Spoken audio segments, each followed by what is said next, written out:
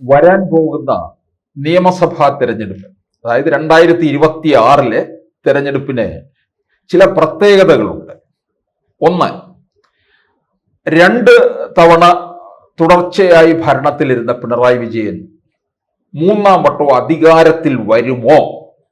അത് ജനം വളരെ കൃത്യതയോടുകൂടി കാത്തിരിക്കുകയാണ്. 2, കേരളത്തിൽ ഒരു 3ാമതൊരു മുന്നണി സ്പേസ് ഉണ്ടാക്കിയിരിക്കുകയാണ്. NDA മുന്നണി, BJP നയിക്കുന്ന ആ മുന്നണിക്ക് എത്ര സീറ്റ് വരെ ലഭിക്കും? അത് കേരളത്തിൽ പുതിയൊരു അധ്യായത്തിന് തുടക്കം കുറിക്കുമോ? ഈ വക ചോദ്യങ്ങളാൽ പ്രസക്തമാണ് 2026 നിയമസഭാ തെരഞ്ഞെടുപ്പ്. ശരിയാണ്, ഈ ചോദ്യങ്ങള് വളരെ ഷാർപ്പായിട്ട് നമ്മളുടെ മുമ്പിൽ ഇങ്ങനെ നിൽക്കുകയാണ്. പിണറായി വിജയൻ അധികാരത്തിൽ വരരുത് എന്ന് ശഠിക്കുന്ന നിരവധി ജനങ്ങളുണ്ട്. എന്ന് പറഞ്ഞാൽ അതിശക്തമായ ഭരണവിരുദ്ധ വികാരം നിൽക്കുന്നുണ്ട്. കേരളത്തിൽ BJPയുടെ വേരോട്ടം എത്രത്തോളം ഉണ്ട്? നമുക്കറിയാം, 2016 ഒരു സീറ്റ് ലഭിച്ചതാണ്. ഇക്കഴിഞ്ഞ ലോക്സഭാ തെരഞ്ഞെടുപ്പില് 5-6 മണ്ഡലങ്ങളെ അവർ A ക്ലാസ് മണ്ഡലങ്ങളാക്കി മാറ്റി വിജയം ഉറപ്പാക്കുന്ന തരത്തിലുള്ള പ്രവർത്തനങ്ങൾ നടത്തി. തിരുവനന്തപുരത്തായിരുന്നു ആദ്യ വിജയം അവർ പ്രതീക്ഷിച്ചത്. പക്ഷേ അത് തൃശ്ശൂരാണ്. തൃശ്ശൂരിൽ പലരും പ്രവചിച്ചു, പലരുടെയും സർവേ ഫലം സുരേഷ് ഗോപി പരാജയപ്പെടുമെന്ന്. പക്ഷെ ആരെയും അത്ഭുതപ്പെടുത്തുന്ന തരത്തിലാണ് സുരേഷ് ഗോപിയുടെ മികച്ച മിന്നുന്ന പ്രകടനത്തോടു കൂടിയുള്ള വിജയം വന്നത്. 76,000-ലധികം വോട്ടിന്റെ ഭൂരിപക്ഷത്തിൽ വിജയിക്കുകയും ചെയ്യുന്നു. അപ്പോൾ പ്രവചനങ്ങളൊക്കെ അസാധ്യമായി തീർന്നു എന്നുള്ളതാണ് അവിടെ തെളിഞ്ഞിരിക്കുന്നത്. അതുകൊണ്ട് BJPക്ക് കേരളം എന്ന് പറയുന്നത് ഒരു ബാലികേറാ മലയല്ല എന്ന് തെളിയിച്ചിരിക്കുകയാണ്. അത് ഇനി ഒന്നുകൂടെ തെളിയിക്കാൻ പോവുകയാണ് എന്നുള്ള മട്ടിലാണ് BJP പ്രവർത്തനം നടത്തുന്നത്. ത്രിപുരയും ഇതുപോലെ ആയിരുന്നല്ലോ. ത്രിപുരയിൽ ഇപ്പോൾ ആര് ഭരിക്കുന്നു? BJP ഭരിക്കുന്നു. CPM-ന്റെ മേൽവിലാസം തന്നെ ഇല്ലാതായിപ്പോയി. അപ്പോൾ കേരളത്തില് BJP ലോക്സഭയുടെ കണക്കനുസരിച്ച് 11 ഇടങ്ങളിൽ 1ാം സ്ഥാനം, 9 ഇടങ്ങളിൽ 2ാം സ്ഥാനം എന്നുള്ളതാണ്. പക്ഷേ BJPയുടെ നേതൃത്വത്തെയും അവരുടെ പ്രവർത്തനങ്ങളെയും എല്ലാം തന്നെ വിലയിരുത്തുകയും ശരിയായ രീതിയിൽ മുന്നോട്ട് കൊണ്ടുപോകുന്നതിനുള്ള മാർഗദർശിയായിട്ട് നിൽക്കുന്ന ഒരു സംഘടനയാണ് RSS, രാഷ്ട്രീയ സ്വയം സേവക് സംഘ്.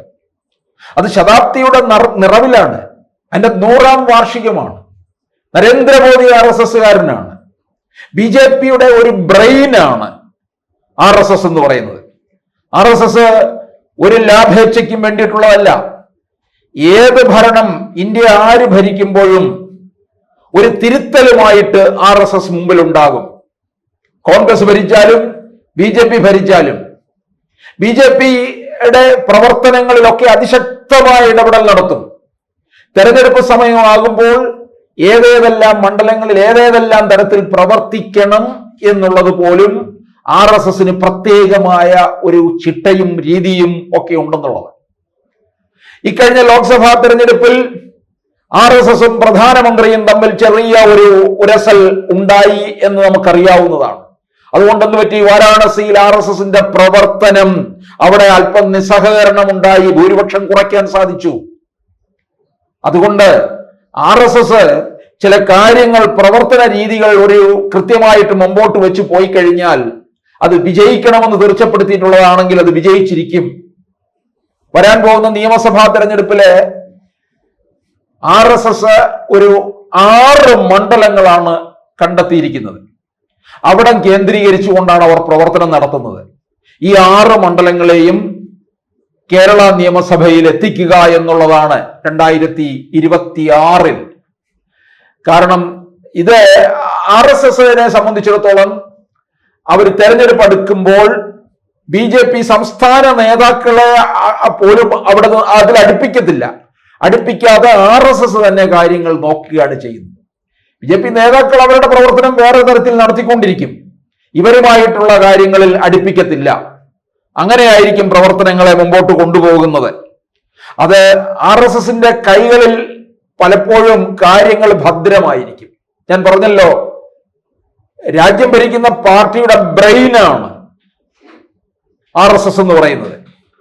അവർ കേരളത്തിൽ ശ്രദ്ധ കേന്ദ്രീകരിക്കുന്ന 6 മണ്ഡലങ്ങൾ എന്ന് പറയുമ്പോൾ ഓരോ മണ്ഡലത്തിലേക്കും പോവുകയാണ്. 2016 കൈനീട്ടം കിട്ടിയ മണ്ഡലം അത് തിരുവനന്തപുരം ജില്ലയിലെ നേമം മണ്ഡലമാണ്.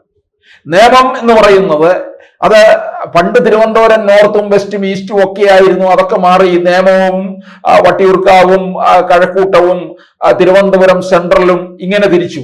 അപ്പോൾ നേമം നിരവധി സർക്കാർ ഉദ്യോഗസ്ഥന്മാരും എഡ്യൂക്കേറ്റഡ് ആയിട്ടുള്ളവരും ഒക്കെ തന്നെ കഴിയുന്ന ഒരു മണ്ഡലമാണ്. ഇവിടെ BJP സ്ഥാനാർത്ഥിയെ തീർച്ചപ്പെടുത്തിയിരിക്കുന്നത് BJPയുടെ സംസ്ഥാന അധ്യക്ഷനായ രാജീവ് ചന്ദ്രശേഖർ തന്നെയാണ്. ഇതിന് RSSന്റെ പ്രവർത്തനം അതിശക്തമാണ്. തിരുവനന്തപുരം നഗരസഭയിലെ BJP പ്രധാന പ്രതിപക്ഷമാണ്.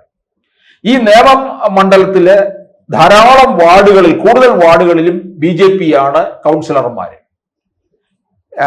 നേമം മണ്ഡലത്തിൽ തന്നെ നിരവധി RSS ശാഖകളുമുണ്ട്.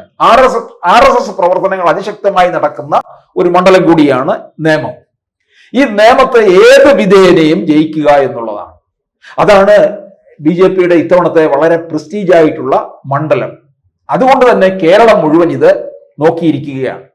ശിവൻകുട്ടി 2016 അവിടെ 2021 അവിടെ മത്സരിച്ച് പിന്നെ മുരളീധരനും ഇറങ്ങി.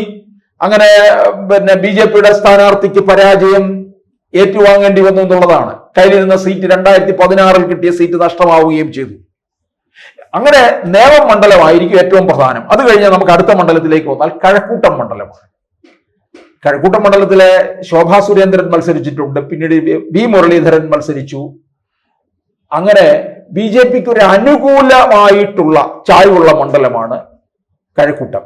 ലോക്സഭാ തെരഞ്ഞെടുപ്പിലും രാജീവ് ചന്ദ്രശേഖറിന് വലിയ ഭൂരിപക്ഷം നേടിക്കൊടുത്ത മണ്ഡലമാണ് കഴക്കൂട്ടം. അത് നമ്മുടെ തിരുവനന്തപുരത്തിന്റെ IT നഗരമാണ് കഴക്കൂട്ടം എന്ന് പറയുന്നത്. അവിടെ കഴിഞ്ഞ തവണയും കോൺഗ്രസ് അവിടെ 3ാം സ്ഥാനത്തായി പോവുകയാണ് ചെയ്തത്. CPM-ന്റെ കടകംപള്ളി സുരേന്ദ്രനാണ് അവിടെ MLA. 2 ടേണായിട്ട് മത്സരരംഗത്തുണ്ടായിരുന്നു. അതുകൊണ്ട് ഇക്കുറി മാറ്റി നിർത്താനുള്ള സാധ്യതയുണ്ട്. അതുപോലെ അദ്ദേഹത്തിനെതിരായിട്ടുള്ള ജനവികാരമാണ് അവിടെ നിന്ന് ഉണ്ടാകുന്നത്. അങ്ങനെ പ്രതികൂല ഘടകങ്ങൾ ധാരാളം ഉള്ളതിനാൽ ഇക്കുറി അദ്ദേഹം തെരഞ്ഞെടുപ്പ് രംഗത്തുണ്ടാകാൻ സാധ്യത ഇല്ല എന്നുള്ളതാണ് അറിയുന്നത്. അപ്പോൾ എന്തായാലും കഴക്കൂട്ടം മണ്ഡലത്തിൽ V മുരളീധരനെ ഇറക്കിയാൽ അത് പിടിക്കാം എന്നുള്ളത് തന്നെയാണ് കണക്കുകൂട്ടൽ. ഇനി നമ്മൾ തൊട്ടടുത്തുള്ള ജില്ലയായ കൊല്ലത്തേക്ക് പോവുകയാണ്. കൊല്ലത്ത് പോകുമ്പോൾ നമുക്കറിയാം BJP പ്രധാനമായും 3 ജില്ലകൾ ശ്രദ്ധ കേന്ദ്രീകരിക്കുന്നുണ്ട്. തിരുവനന്തപുരവും ആലപ്പുഴയും തൃശ്ശൂരും. മറ്റു ചില ജില്ലകളിൽ ഒറ്റപ്പെട്ട് നടക്കുന്നുണ്ട്. ഇപ്പൊ നമുക്കറിയാം കാസർഗോഡ് ജില്ലയിലേക്ക് പോയി കഴിഞ്ഞാൽ മഞ്ചേശ്വരത്ത് അവിടെ BJPക്ക് സാധ്യതയുള്ളതാണ്. സുരേന്ദ്രൻ പിന്നെ വളരെ വിജയത്തോട് അടുത്ത് നിന്ന ഒരു മണ്ഡലമാണ് മഞ്ചേശ്വരം എന്ന് പറയുന്നത്. അതൊക്കെ നേടിയെടുക്കാൻ കഴിയുന്ന ഇടമാണ്. അതുപോലെ ഇങ്ങനെ ഒറ്റപ്പെട്ട് കിടക്കുന്ന ചില മണ്ഡലങ്ങളുണ്ട് BJP മുന്നേറ്റം കുറിക്കുന്നത്. അതിലൊന്നാണ് കൊല്ലം ജില്ലയിലെ ചാത്തന്നൂർ മണ്ഡലം. ഈ ചാത്തന്നൂർ മണ്ഡലത്തില് കഴിഞ്ഞ തവണയും 21-ലും BJP 2ാം സ്ഥാനത്തെത്തിയതാണ്. കോൺഗ്രസ് അവിടെ 3ാം സ്ഥാനത്തേക്ക് അങ്ങ് പിന്തള്ളപ്പെട്ടു എന്നുള്ളതാണ്. അപ്പോൾ ഈ ചാത്തന്നൂർ മണ്ഡലവും നേടിയെടുക്കാൻ കഴിയും. അത് കഴിഞ്ഞാൽ പിന്നെ നമ്മൾ വരുന്നത് ആലപ്പുഴ ജില്ലയിലേക്ക് പോവുകയാണ്. ആലപ്പുഴ ജില്ലയിൽ ഏറ്റവും പ്രധാനമായിട്ട് ജയിച്ചു കയറും എന്നുറപ്പുള്ള ഒരു മണ്ഡലമാണ് കായംകുളം.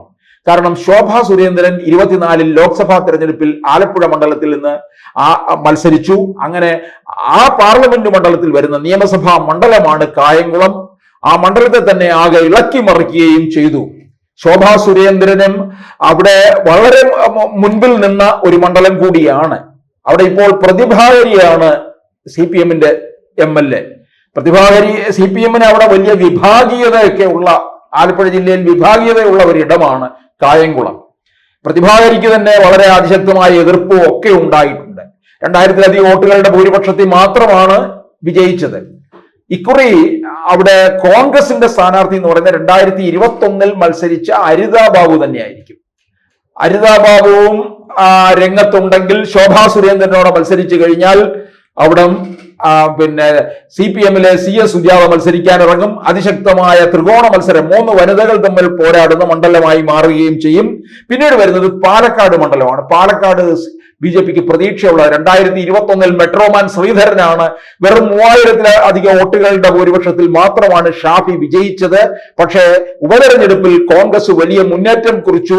പക്ഷെ BJP അവിടെ അവർക്ക് ആഞ്ഞു പരിശ്രമിച്ചു കഴിഞ്ഞാൽ നേടിയെടുക്കാൻ കഴിയും എന്നാണ് RSS വിലയിരുത്തുന്നത്. അതുപോലെ തന്നെ RSSന്റെ വിലയിരുത്തലിൽ ഏറ്റവും സുതാര്യമായിട്ട് തന്നെ നമുക്ക് പിടിച്ചെടുക്കാൻ കഴിയുന്നത് തൃശൂർ ജില്ലയിലേക്ക് വന്നാൽ തൃശൂർ നിയമസഭാ മണ്ഡലം തന്നെ BJPക്ക് പിടിക്കാൻ സാധിക്കും. അതിനുവേണ്ടിയുള്ള പ്രവർത്തനമാണ് RSS നടത്തുന്നത്.